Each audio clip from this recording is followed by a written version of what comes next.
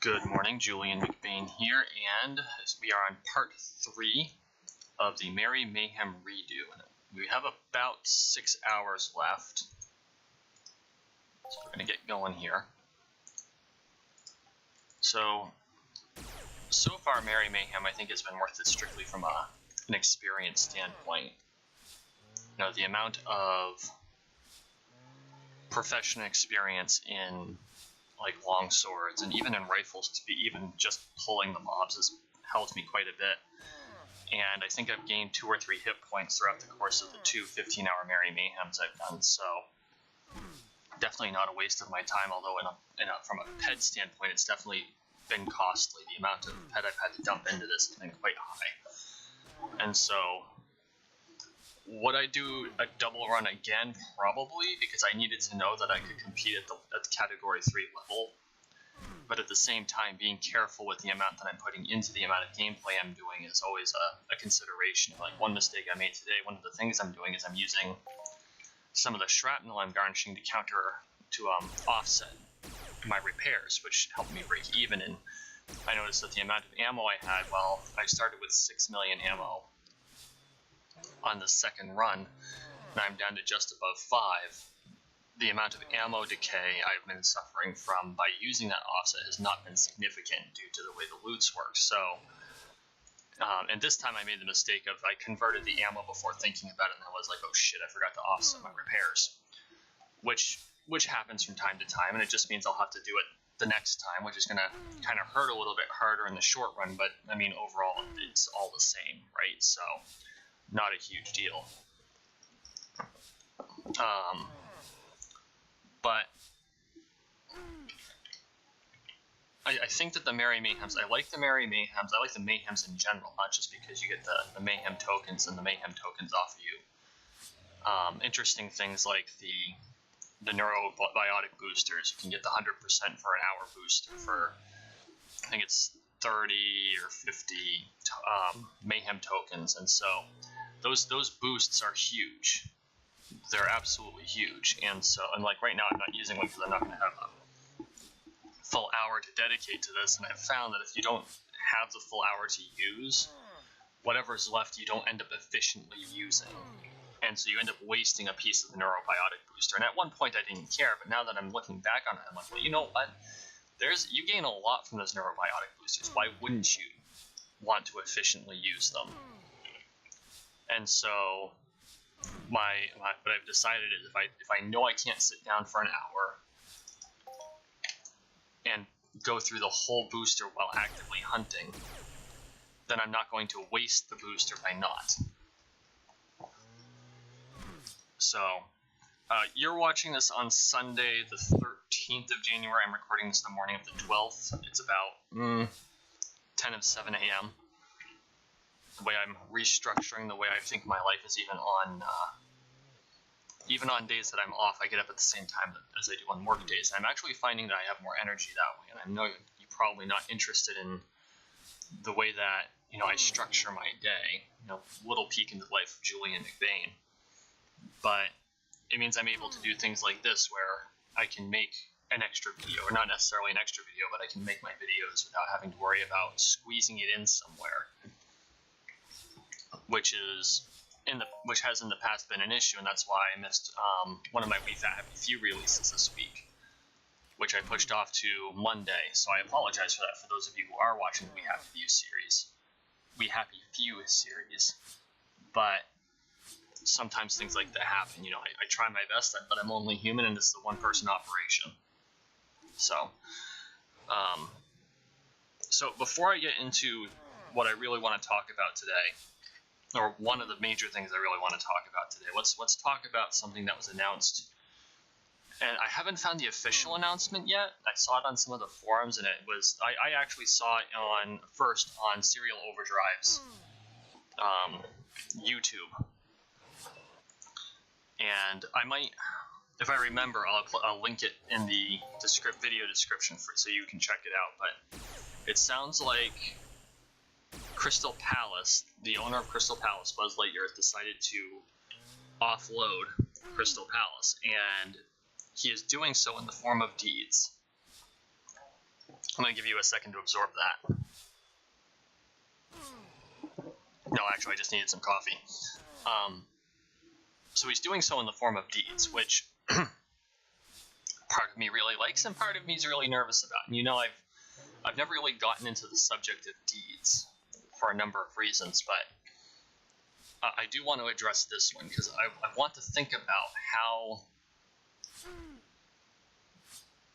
this could affect the dynamic of Entropia universe to a certain extent, and deeds as a whole. And this is something I want to sit down with Serial Overdrive. Him and I have, kind of marginally talked about how we'd like to sit down and really have a discussion about it. And this goes back to the whole idea that, maybe at some point I'll set up a virtual roundtable here in EU, once I have a premises to do so, which means I need to eventually buy a virtual apartment.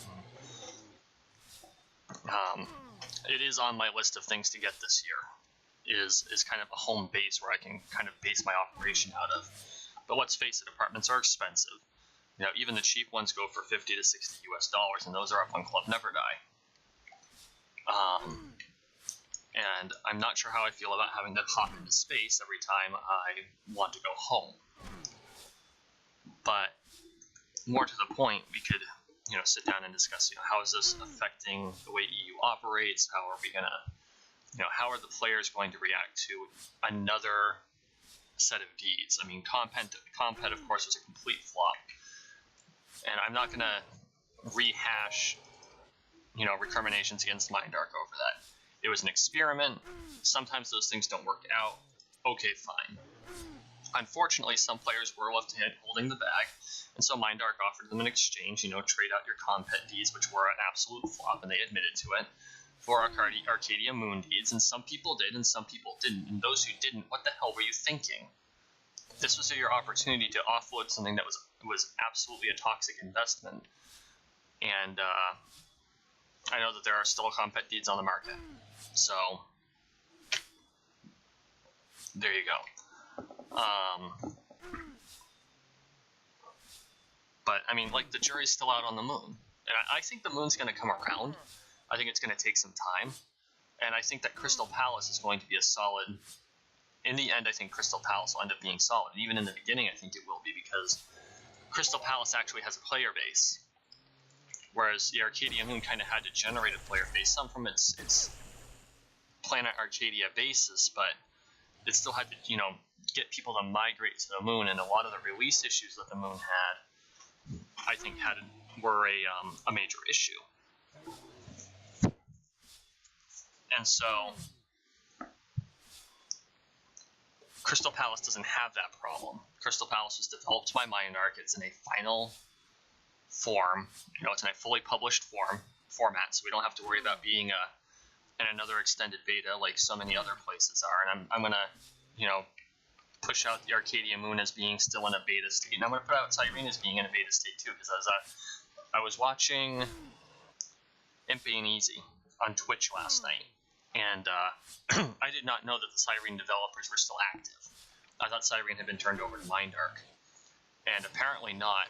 And which is great, because I love Cyrene. It's probably my favorite planet overall, even though I've only spent a short time there, and I intend to go back this year and spend more time there after all of these bleeding events are done. And I know I still owe Monria, Next Island, Toulon all a visit in the coming year, and I think there's one I missed, Entropia. I'll think about it. I've said it before and I'll say it again. When you grew up in the 80s, going to Entropia brings back both all the best and worst parts of the 80s. So I'll think about it.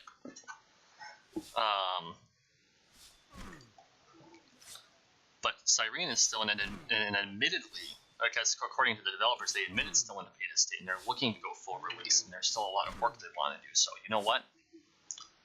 I will happily support that endeavor, because I think that Cyrene has a huge amount of potential. And I think that Crystal Palace has a lot of potential too, if the players who purchase it put the effort in. And I think that's something that a lot of people don't really think about. A lot of people, they buy the Calypso. The Calypso land deeds are the easy ones, but a lot of Calypso is already sparsed out into, oh crap, I don't have, oh that's right, I can still access Calypso. is parsed out into these land areas. And of course, the land areas owners all have carved out their own virtual fief. And I'm going to get into virtual fiefs here a little more in a while. They've carved out a virtual fief. They own this piece of land. They operate it. They make money off of it. You know, players farm it. They pay their taxes, their fees, like tenants do. And of course, they reap the rewards of this mutually beneficial relationship. You know, the landowners keep the place stocked for the players to get the things that they want, and the players pay their 2 to 3% to the landowner for their efforts. And the cycle starts again. The problem being the barrier to entry for a land area is usually tens of thousands of US dollars, and most of us don't have tens of thousands of US dollars to just drop into a video game. Wish I did, but I don't. That being said, Crystal Palace is a pre-built space station. It has a player base, even though there aren't very many players. It's a very high-level area to go. So even with a dozen players, the amount of ped that's being cycled through Crystal Palace is relatively high. So if it takes 30 ped to kill a mob, and you've got an Uber up there cycling out, 4, 5, 6,000 ped at a sitting, then the returns on that are going to be serious. They're going to be good. So that's not a bad take at all. And with only a 1 or a 10 ped purchase price per deed, admittedly there are 500,000 deeds, which is a much more diluted pool than, say, Arcadia Underground, where it's 200,000 for their 64-kilometer block of space. And I understand the reason for the $500,000 cost. Crystal Palace costs its owner, it cost Buzz Lightyear $300,000 and some odd dollars, and it was one of the records for purchase of a digital property. Okay, fine, fair enough. You account for inflation over the 10 years, $500,000 is about an appropriate cost for it. I mean, let's face it, US dollars inflated 37% since Entropia released. I'm going to say that again, the US dollar has inflated 37% since Entropia released. So, just taking out my handy-dandy calculator, I think he bought it for $338,000 times 1.37, and that's $463,000. You throw in there whatever MindArc's charging him for fees, and the price tag makes absolutely perfect sense. So that makes sense, and I think that the opportunity makes a lot of sense. So I think that I can't wait for the Crystal Palace deeds to release. I am going to put into that, and I'm actually putting that on my channel, which is something I've never really done before. I've never really discussed deeds, because as you can see, I do have some in Arcadia Underground. I do have some in Moon, not as much as a lot of other people do, but I have other life priorities, and I don't mean investments or stuff like that. I'm talking about, I'm a functioning father. You know what I'm saying? School is, supplies and clothes for an 11-year-old boy is not cheap. So I do what I can, but it is what it is. So I'm really looking forward to Crystal Palace. I'm cautiously optimistic about Crystal Palace. Let's put it that way. I'm cautiously optimistic about the opportunity for Crystal Palace, and I think that in the end, there's a lot of potential. And there is one thing I kind of wanted to throw out there, because I know that a lot of these, they trade a lot, and I never really thought about it. And some people, because it's so diffuse, I don't think people think about it, but I wonder what would happen if one player gathered up all the deeds for one of these areas. Like, what if one enterprising player purchased all 200,000 Arcadia Underground deeds, or all 200,000 Arcadia Moon deeds, or all 500,000 Crystal Palace deeds? Could that player then go to MindArc and say, hey, I am the 100% owner of this land area. I would like greater control, or in the case of Arcadia, the Arcadia Planet Partner, which might have to be brokered through MindArc, because that might be how that whole thing works. And I've never actually talked to MindArc about how Planet Partners work. That might warrant a question. How does interacting with Planet Partners work on something like if one enterprising and well-funded player went in and purchased all of the deeds to an area like the Arcadia Underground? Do they negotiate with Mindark, or do they negotiate with Arcadia, or do they have to negotiate with both? Because I think that would be a very interesting result to what would probably be a decades-long endeavor to buy up every single deed of a single area. Actually, it might be, the whole idea might be absurd, but there you go.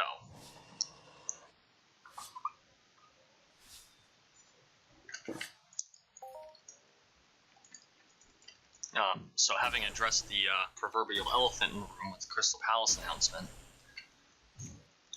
let's get into some of the things that I'm going to be doing in this weekend and in the coming weeks. So,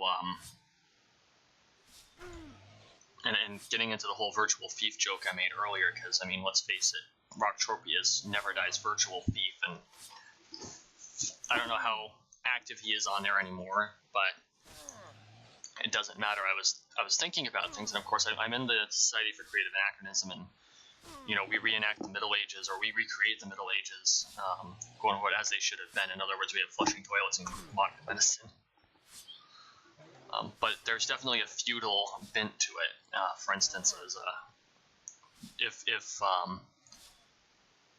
if you're a knight, you can take on dependents, squires, men-at-arms, vassals, basically. And you literally have a feudal relationship. No, I'm not a knight.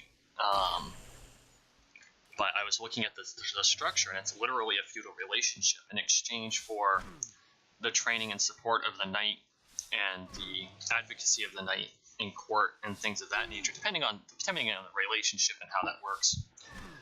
And of course, every relationship is unique in how they're designed, or not even designed, but how they develop. But the dependent receives a certain level of prestige, and they're looked upon more, I hate to use the word more charitably, but they're seen as a greater challenge, which means that they're also taken a little more seriously when they take to the field.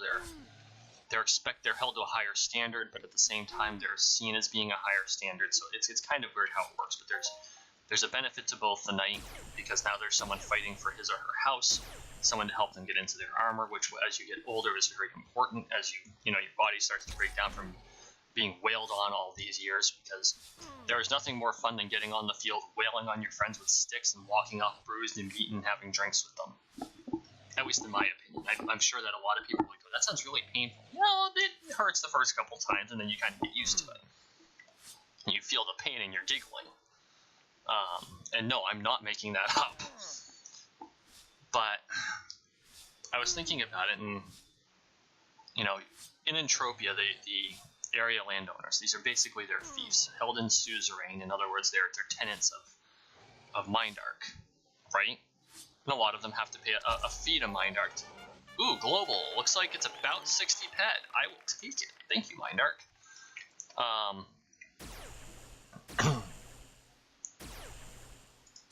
And so they hold these virtual lands in suzerain. Even Rocktropia, or the planet partners themselves, are tenants of Mindark's overarching platform. Mindark being the proverbial High King.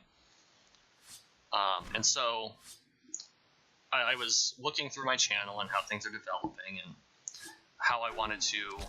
what I wanted to do to invest in my channel to make it better. And as I was looking at the number of followers, currently I have 40 subscribers. Thank you so very much. I really appreciate it. And I kind of had to chuckle, because there's a couple of important things that go with the number of 40 that people don't generally know, and even people in my state don't know this, but in the state of Vermont, 40 people is enough to apply to become a new municipality.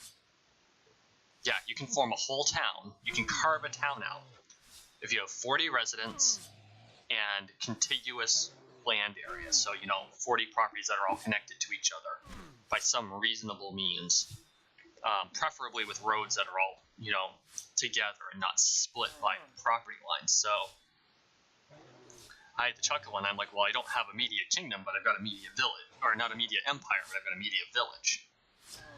And so I was kind of chuckling about the whole media village, and then I remembered that the island of Sark, which is part of the Duchy of Normandy, it's the Channel Islands in off the coast of France, between France and England. the island of Sark was the longest ruled nation, because technically it's its own country. It's strange. It works different, but it's an autonomously operating area. Whether it's considered a nation state or a dependency or what have you, because I think the Duchy of Normandy is a crown dependency, so it's actually a personal possession of Queen Elizabeth as the Duke of Normandy. And yes, I said that correct. Even when the crown of England's a queen, they're still called the Duke of Normandy, not the Duchess of Normandy.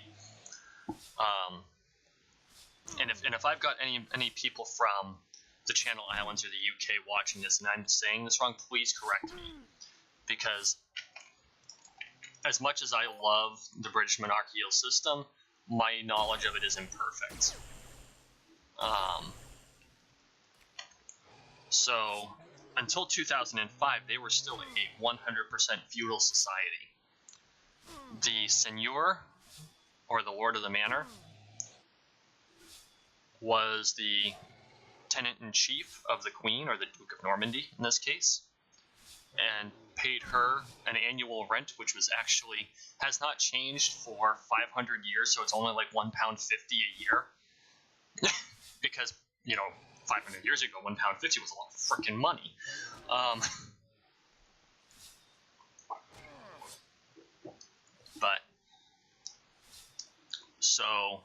And then as part of that, they were required to have 40 tenants. Whereas I think the original tenancy, the original Lord of the Manor contract, whatever they're called, and I can't remember off the top of my head what it's called, the dements. The original dements required that the Lord of the Manor, the seigneur,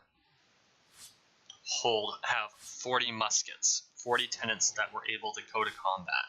So they had to be able to produce 40 muskets, or 40 musketeers, or in France they'd be called musketeers, but 40 muskets to be able to defend the island for the ownership and use of the Duke.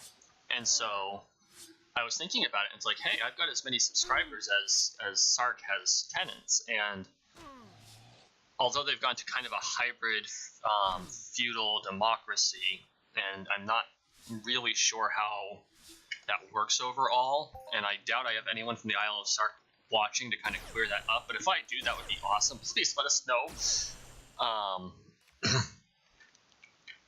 So I kind of got to chuckling on but it really brought me around to branding. Now, how do I want to brand this? Because of course I don't have a media empire, I have a media village, but we're growing.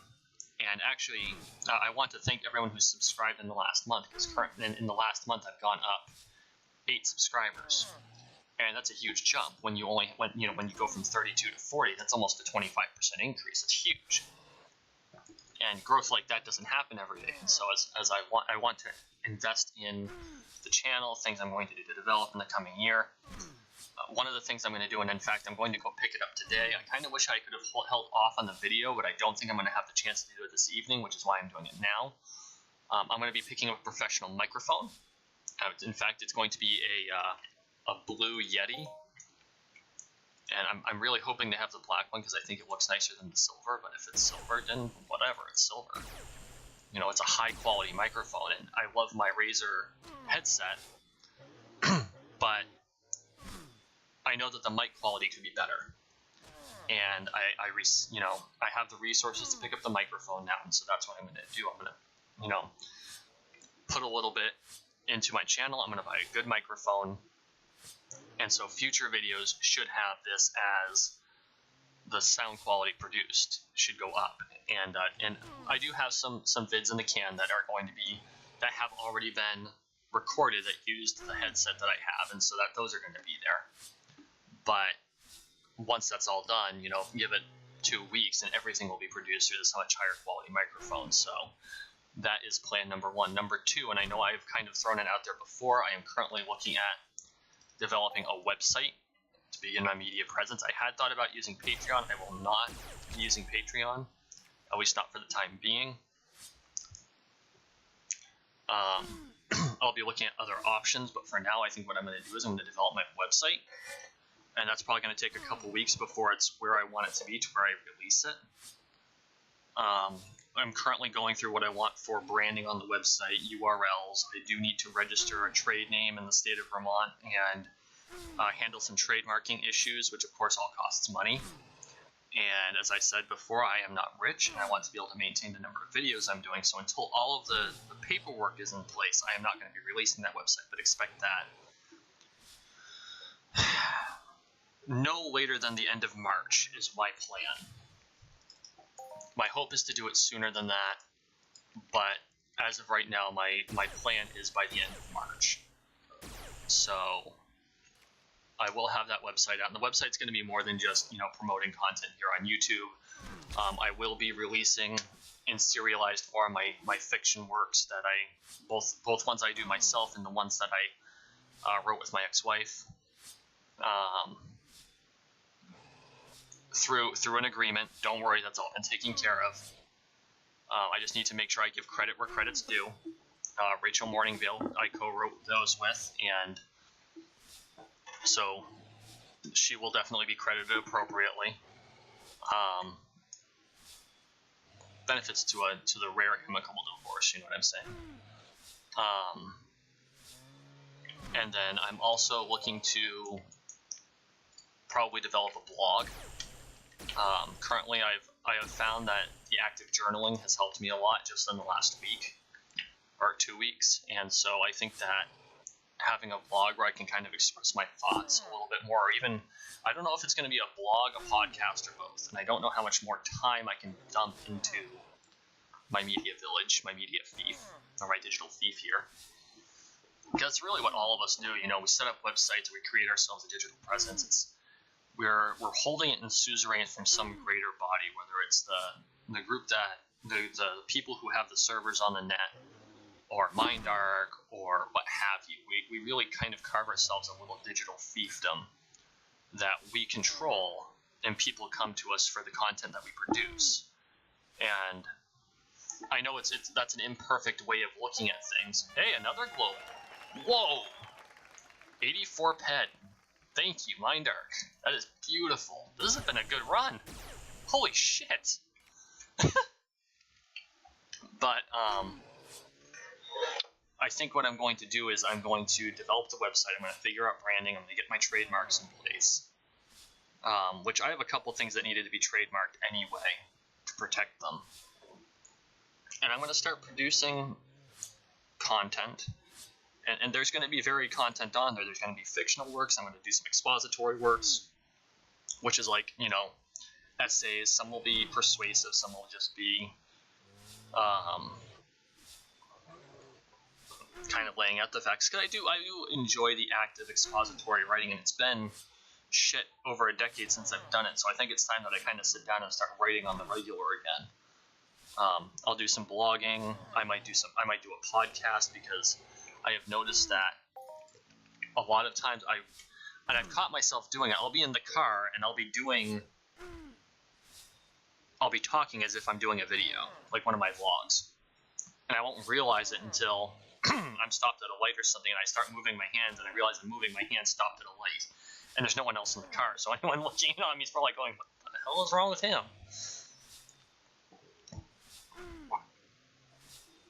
But I think it's important. I really do.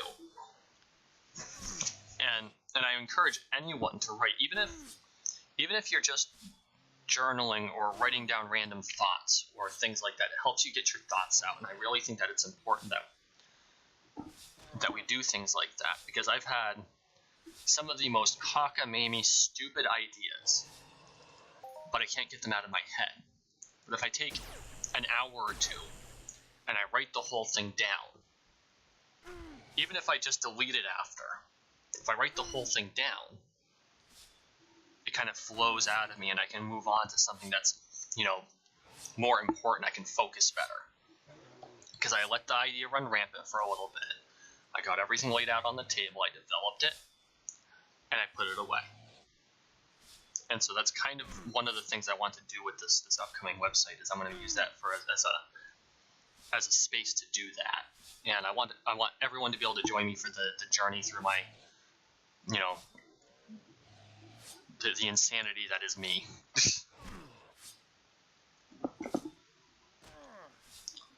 So that's the gist of that.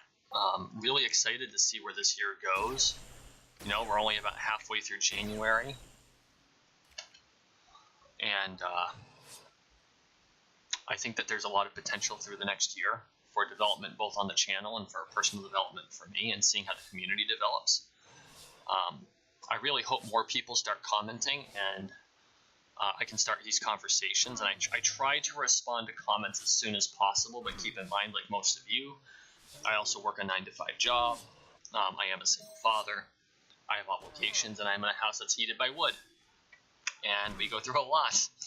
So it's one of those things where we're gonna have to, you know, I'll do everything I can to increase the amount that I can dedicate to the channel, but I can't sacrifice the important things in life. Which I do think that the channel is important, but you know, I'm not. It's not as important as being a dad or paying the bills, because this does not pay the bills currently. Although I'm thinking about figuring out a way to help offset the expenses, the time expense of the channel. I think there might be a PayPal option on the website, so that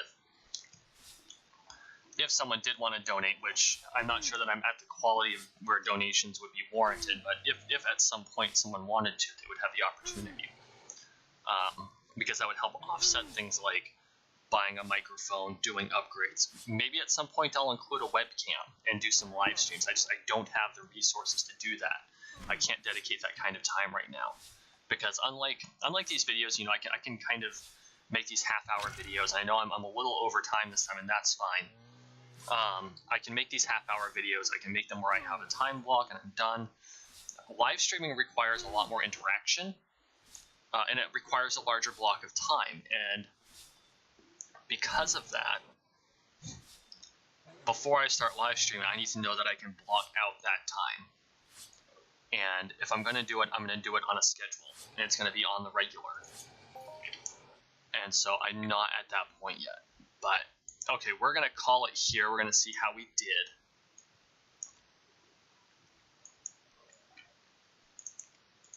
Because we definitely made a profit. Started with 4.89 million ammo. We're down to 3.61. So I used about 1.2 million ammo. I have 2.24 million shrapnel. So let's look at what we pulled in. We pulled in 232.74. Hang on, let me pull up my handy dandy calculator. I'm going to kind of calculate, because those two globals were amazing. So how much ammo do we have left? Because we started with 4.89. So 489 ped worth of ammo minus 3.61, 361 ped worth of ammo. So we used 128 ped worth of ammo. Or better yet, we started with 489 minus 128, which was the amount of ammo we went through, so we're down to 361. Okay, that works. Plus 232 equals 593 minus 489 is, so currently we are at a profit of 104 ped, so that's good. And minus the repairs, 1584. So we made about 88 ped. Yeah, that was a good run. That was definitely a good run. Okay, y'all. Thank you for watching. Thank you for listening. Please like, share, and subscribe down below. Again, if you have anything to say, tell me what you think about Crystal Palace. I'd love to know. Drop a comment down below, please. If I remember to, and I'm going to try my hardest to, I will put Serial Overdrive's, I'll link the Serial Overdrive's video on Crystal Palace in the description, so that you can watch his take on it. I think his take is probably better organized than mine was, so it's definitely worth watching. I'm looking forward to the coming year. I'm looking forward to seeing and hearing from all of you in the comments section. You all have yourself a wonderful weekend.